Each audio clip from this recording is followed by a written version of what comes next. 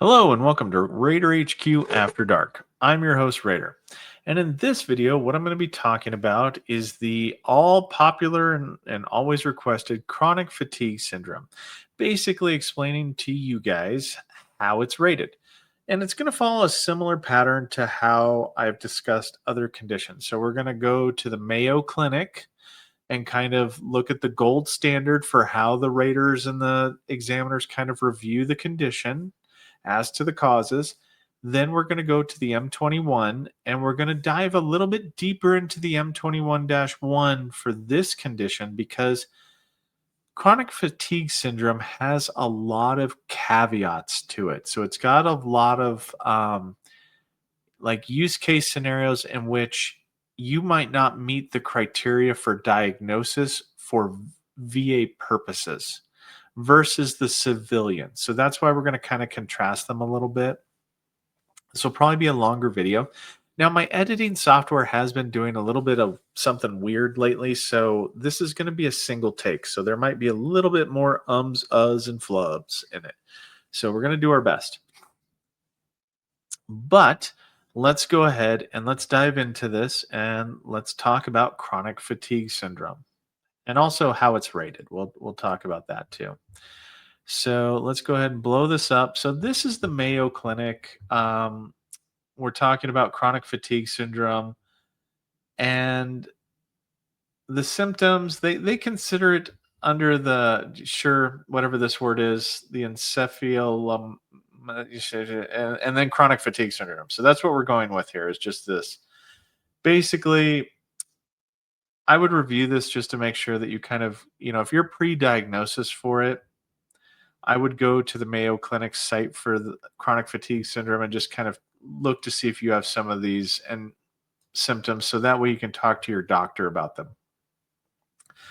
But for the civilian side of things, chronic fatigue is extreme exhaustion after physical or mental exercise, problems with memory, thoughts, or thinking, dizziness that worsens while moving from lying down or sitting to standing, muscle or joint pain, unrefreshing sleep.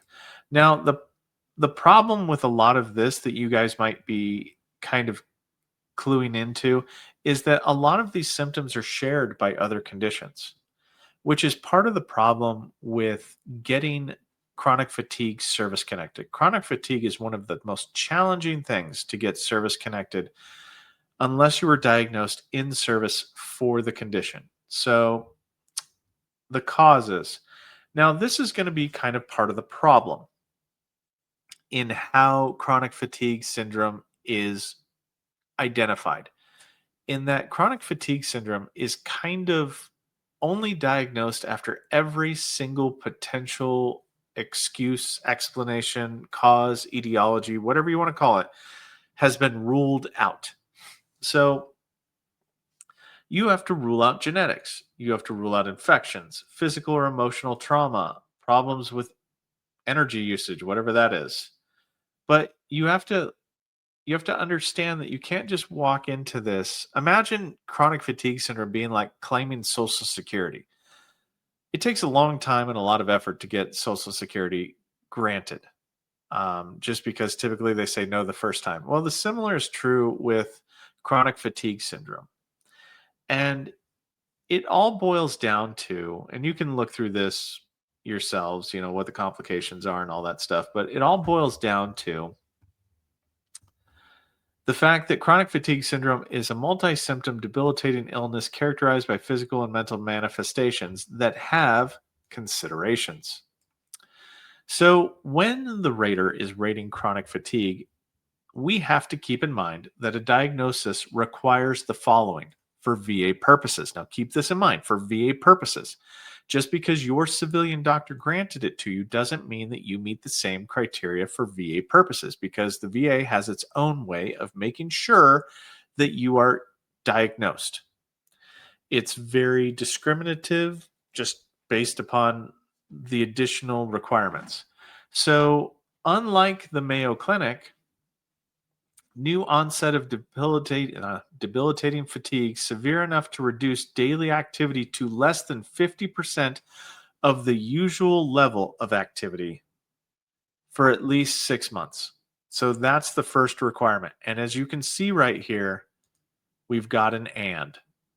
So everything on the left of the and must be true, and everything on the right of the and must be true. So both these bullet points must be true. The exclusion by way of a thorough evaluation of all other clinical conditions that may produce similar symptoms based upon history, physical examination, and laboratory tests. What does this bullet mean? This bullet means that the VA does not want to concede that you have this diagnosis. I mean, I know that that's a little sharp in my interpretation of it, but from my perspective, what it means is that chronic fatigue syndrome has to be the last resort. If you're pending testing on like your thyroid or like anything like that, it would be premature to get an exam for chronic fatigue syndrome until every single lab test, examination, physical test, evidentiary review is completed to rule out any other potential cause before the VA will even consider granting you for chronic fatigue unless you were diagnosed in service with it. So then we come down here. So this is already a challenging ask. 6 months of symptoms. You're also dealing with, all these tests that rule things out, but then you have additional criteria. You need 6 or more of the following criteria in order to get the diagnosis. So you need an acute onset of the condition. Not hard. A low-grade fever that probably persists for longer than 6 months. Sore throat with no secretions. Palpable or tender cervical or axillary lymph nodes, so neck or under the armpits. Generalized muscle aches or weakness. Fatigue lasting 24 hours or longer after exercise. Headaches. Cool. Migratory joint pains, which moves around, just means it moves around.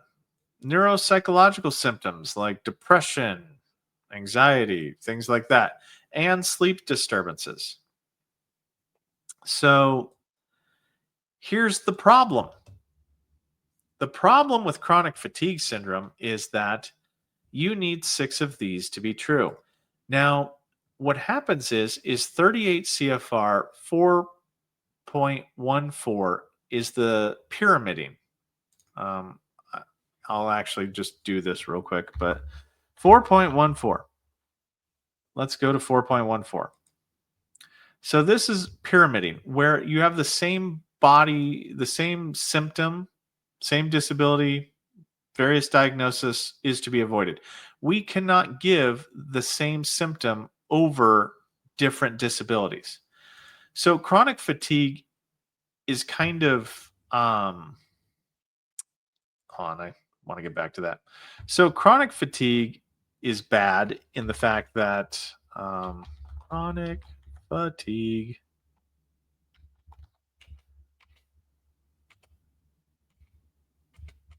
and we're almost there. There we go. That's what I want to set up for. So chronic fatigue is kind of bad because let's say that you have headaches as part of your sinusitis. The problem with headaches as part of your sinusitis is once it's linked to sinusitis, you cannot use the headache symptoms in order to get to be part of the 6 things that are needed to qualify the diagnosis. So some of these, mental health, sleep disturbances associated with mental health, and headaches, these are easily tethered to a different condition or their own condition.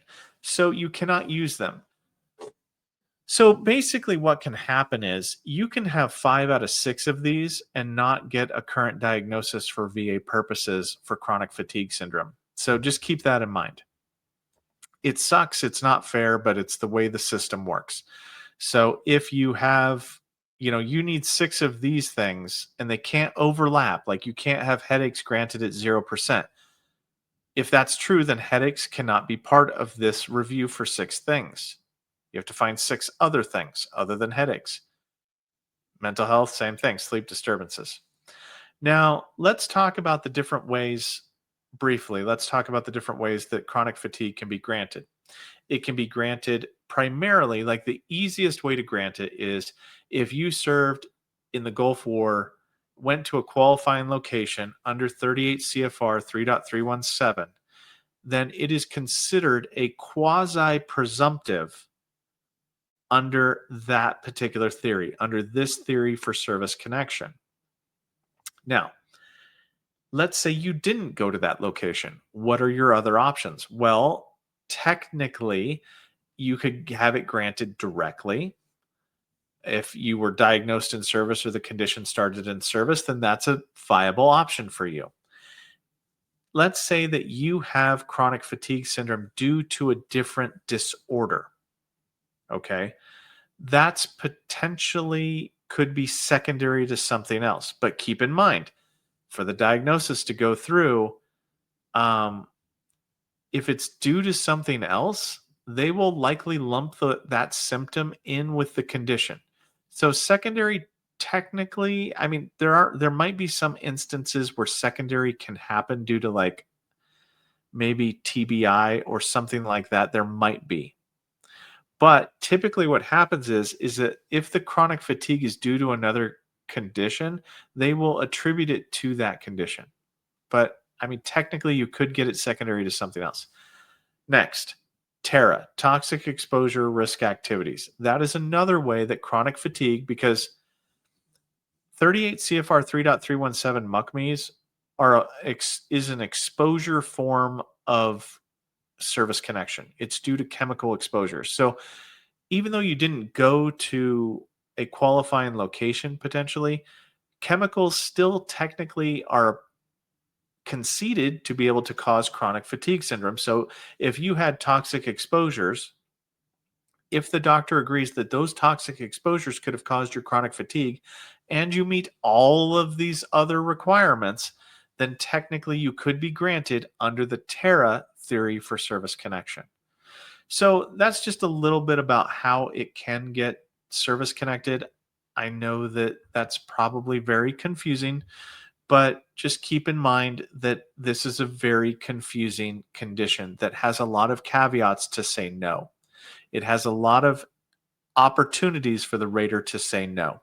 And unless it's like Goldilocks, where it's got to be just right for the rater to say yes. Now let's move on to this other thing. So we talked about the MUCMIs, chronic fatigue. This is 38 CFR 3.317.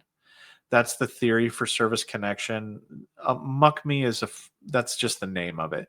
So this is where, I was going to explain to you, like, there can't be any known etiology or cause in order to grant under a MUCMI. So if your chronic fatigue is known to be caused by something else, then a MUCMI, you can't be granted under the MUCMI. That's why I said it's kind of quasi presumptive, because a MUCMI requires you to have no known cause. We have no clue why it's happening. We just know you were exposed to this chemical and it's likely that this chemical could have caused it. If you have a cause, then you can't be granted under the MUCMI, is kind of where I was going with it.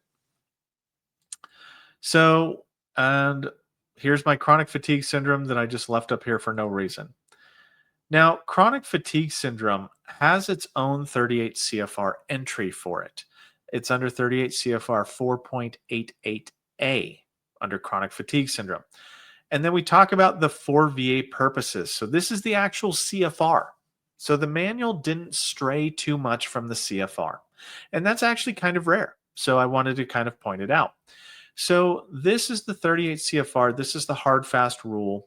And this is where we talk about the, reduced activity to less than 50% of normal activity for at least 6 months. 6 months is the gold standard for chronicity of something.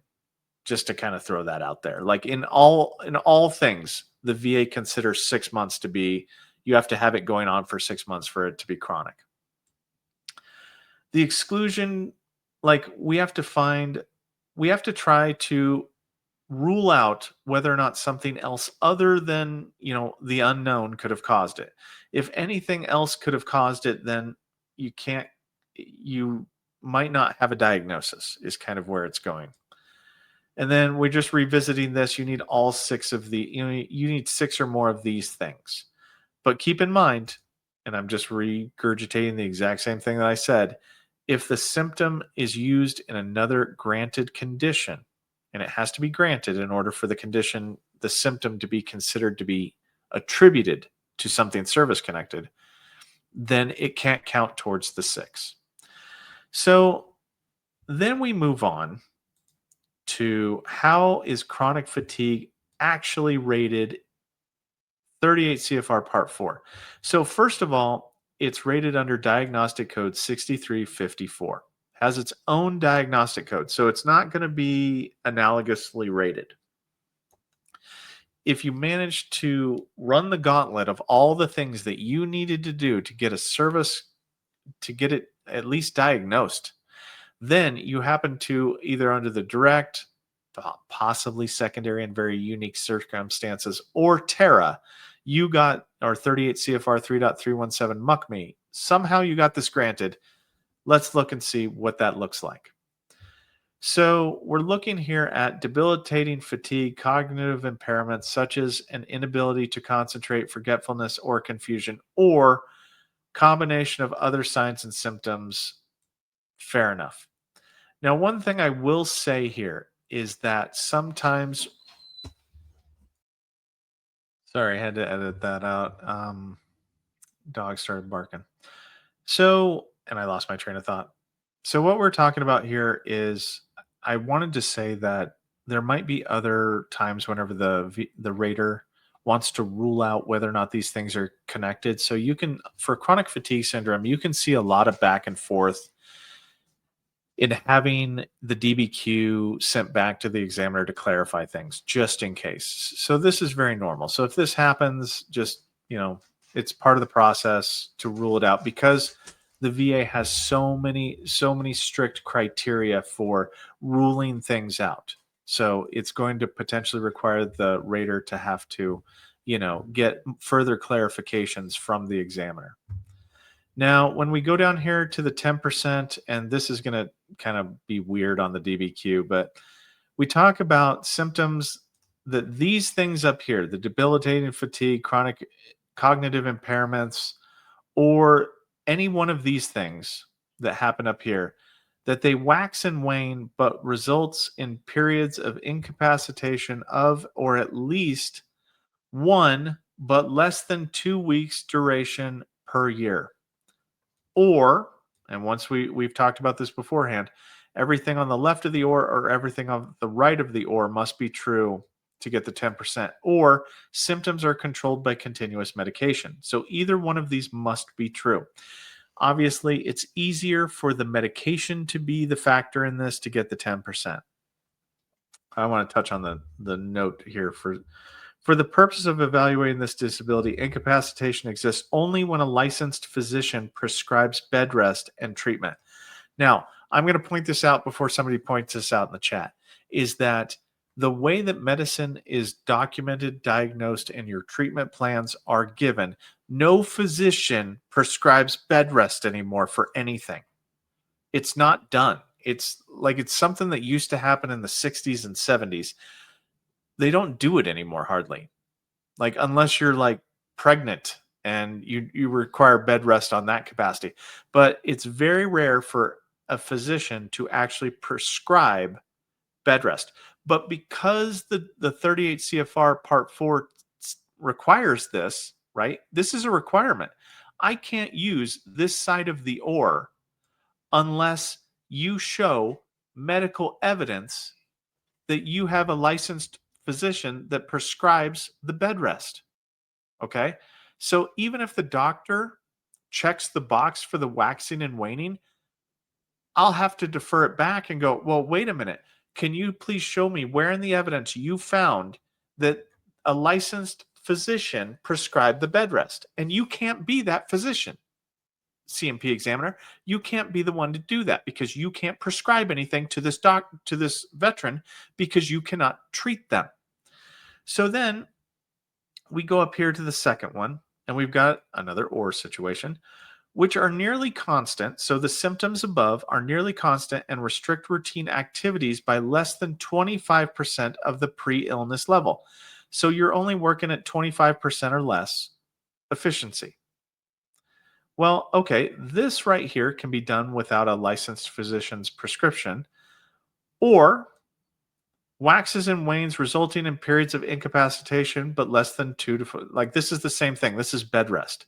This is nearly impossible to get. So if you're going to get 20%, this will have to be the symptom that likely you will get your 20% for. So this is not something that you can just talk to them about. This has to be established through your treatment, that you have just near constant routine restricted daily activities down to 25% or less of your ability on paper. They're not going to take your word at it. So that's 20%. Now, the 40%, I'm just going to skip this and just go, and then we go with more incapacitating episodes that have to be prescribed by a licensed physician, right? And it's not going to happen.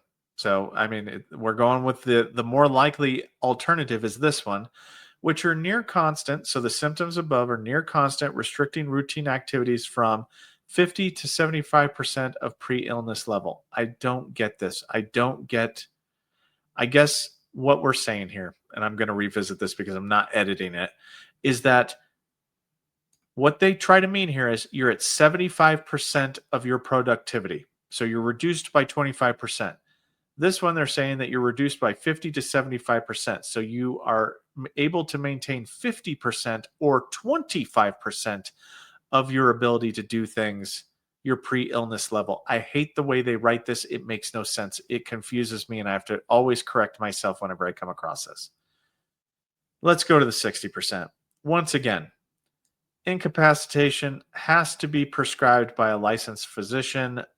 Probably not the thing you're going to get service connected for. I'm not even going to, you can read it if you want to, but it's not going to be the way you get service connected. This right here, the symptoms above, which are nearly constant and restrict routine activities to less than 50% of pre-illness. I don't, this is the part where this is written so horribly that I don't understand the difference between 40 and 60%. Do you? I mean, if you meet this criteria, then you meet this criteria. I don't understand. It's just whichever box the examiner checks. I'm not going to lie to you. This is why this is written so horribly. Nobody can understand it. And this is how, this is an instance where the rater would not necessarily be wrong for how they interpreted this, because I can interpret it either way. It makes no sense. So we'll go through it in the DBQ, and then we get up here to the 100%, which are nearly constant and so severe to restrict daily to almost completely. So whatever that means. So you can't do anything. Bedridden, I guess, is where we're going with it. And which may occasionally preclude self-care. So this is very vague. So what's going to happen on a lot of these is the rater's going to default to the check boxes and just throw their hands up because it doesn't make any sense. And that's what's going to happen. But this is how this is particularly rated. And I know I'm kind of being a little snarky with this, but it just annoys me whenever they go out of their way to make things so confusing that, imagine a private physician trying to fill this out. This would be so confusing. But let's get into chronic fatigue. So chronic fatigue is another one of those conditions that has its own DBQ. So like everything, we're going to, all this information has to be submitted.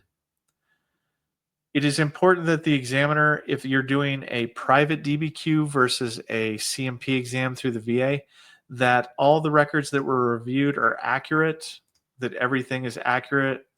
We also want, this has to be marked yes for you to get service connected. You can't have a no here because you don't have a diagnosis at that point in time. And then we come down here and we talk about like this is how private examiners are going to know how to fill out this form.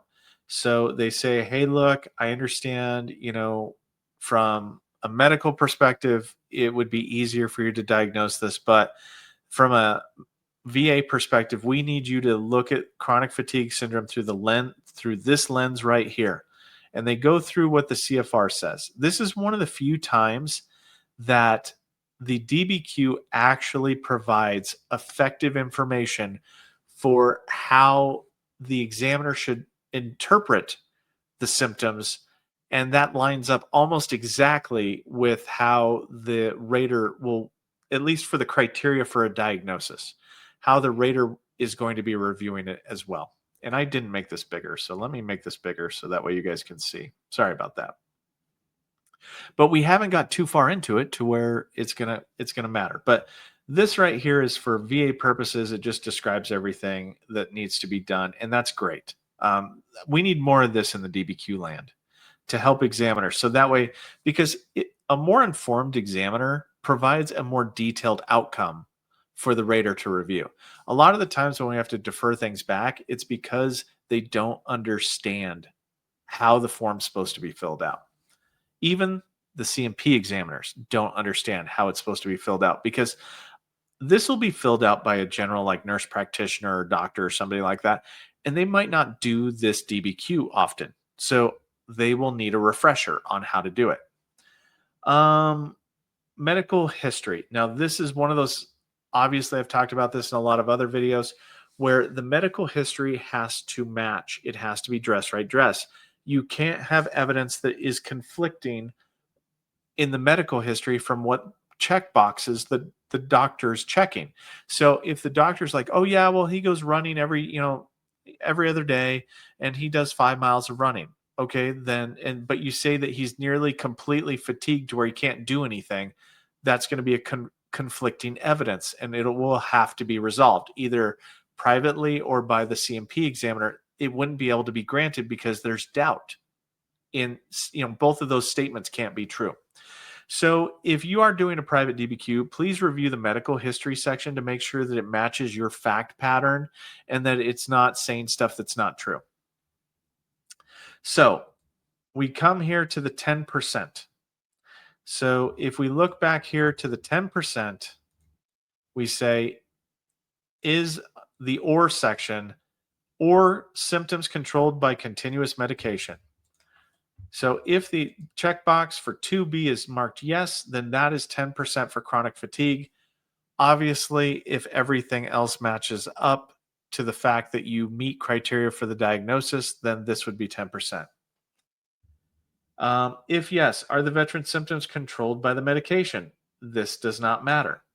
If we look back here, right, like there's no, if the answer was no on this, you'd still be 10% because there's not a section up here for, is there uncontrolled medication?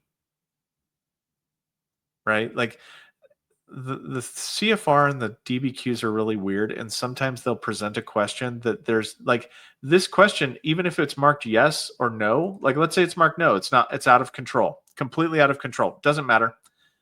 Continuous medication is required. 10%. Have other clinical conditions that maybe produce similar symptoms be excluded? So this has to do with determining the legal determination that you have a diagnosis for VA purposes. So if we go back up here, where it says we have to exclude things. So this is just making sure that we're checking the box that yes, we have excluded everything. That's what 2C question does. If the answer was no here, we couldn't grant. We just couldn't, because we would say, hey, look, we're going to have to, deny right now. You're going to have to go, whatever they said right here that you tests you need additionally, you have to do them before we can grant, even if they gave you the diagnosis. Now, this is where we're talking about also qualifying for the diagnosis. Is there an acute onset? So we look up here and we go back to this and we go, okay, there has to be a new onset. And then There also has to reduce the daily activity to 50% or less. This drives me absolutely nuts because we're actually just going back through and we're having them double, triple confirm check that the diagnosis is here. So all of these questions, except for the continuous medication, have to do with confirming the diagnosis. This actually pertains to 10%. Like it's if I had one complaint, I wish that they would organize the DBQs in such a way that it made it easier for the raters to not have to like, where's Waldo the information to like, okay, but here's where the 10% is, which is detached from everything else. It's easier for the rater to make a mistake is where I'm going with it. So if you mark all these questions yes, then you have a diagnosis. And then we can go down here to the symptoms. Or actually, no, we're still going on the diagnosis. So 3A is the diagnosis still. So then we would go down here, and now we have to come up with the 6 symptoms that you have that meet criteria to have the diagnosis. So we're still going with the symptoms, unfortunately. So like, let's say you do all this, and it won't let me check any other boxes, but let's say hypothetically speaking that you have 8 of these things, or you have 5 of these things. If you only have 5 of these things, the rater's not going to send it back. They're just going to deny and say you don't meet criteria. If you are missing element 1 for a current diagnosis for VA purposes. They're not going to go back and go, well, wait a minute, you only have 5. Where's 6? Where's the 6th thing? They're not going to do that. We aren't going to solicit for additional evidence. That would be bad. It would be leading the examiner to try to force them to, qualify that you had a diagnosis, and we wouldn't have any grounds to do so unless there's other evidence in your like STRs or in your VAMC medical records, VA medical records that talk about a symptom that the examiner didn't discuss. If that was the case and it wasn't pyramiding by being tethered to a different condition, then we could send it back and say, hey, look, in the veterans medical records, they talk about sleep disturbances. Can you please identify whether or not the sleep disturbances in the VA medical records have anything to do with the chronic fatigue? We could defer back for that. This section right here and doing that evidentiary review is where a lot of the times where we're deferring things back to the examiner. So chronic fatigue gets a lot of back and forth. It's just the way of the condition. And then we come down here. And then we talk about cognitive impairment. Cool. Sure. Forgetfulness, confusion. Sure. Inability to concentrate. Cool. Frequency of symptoms. Now, this, and I hate this so much, I really wish that they would do that. So the cognitive symptoms here are kind of like, this is the precursor for granting. But when we're talking about the waxing and waning, okay, in this question, with the exception of the 100%, sorry, once again with the dogs. So I was talking about the waxing and waning. So with everything from 60% and lower, they talk about waxing and waning. And what is the chronicity of it? Is it nearly constant? Is it just waxing and waning? Is it nearly constant, waxing and waning? It's a hot mess. But if you look at the DBQ, when we come down here, this is a very decisive section of the DBQ. And for individuals with a private DBQ, you need to make sure that this is right, because this box is going to tell you, like, they will pick one of these and then they will fill out the subsequent boxes that it tells you to. So if you come down here, so this has to be accurate. But let's go to 3D for the nearly constant. And then we talk about, and this is why I didn't want to really talk about chronic fatigue syndrome, is because I have to kind of flesh these out.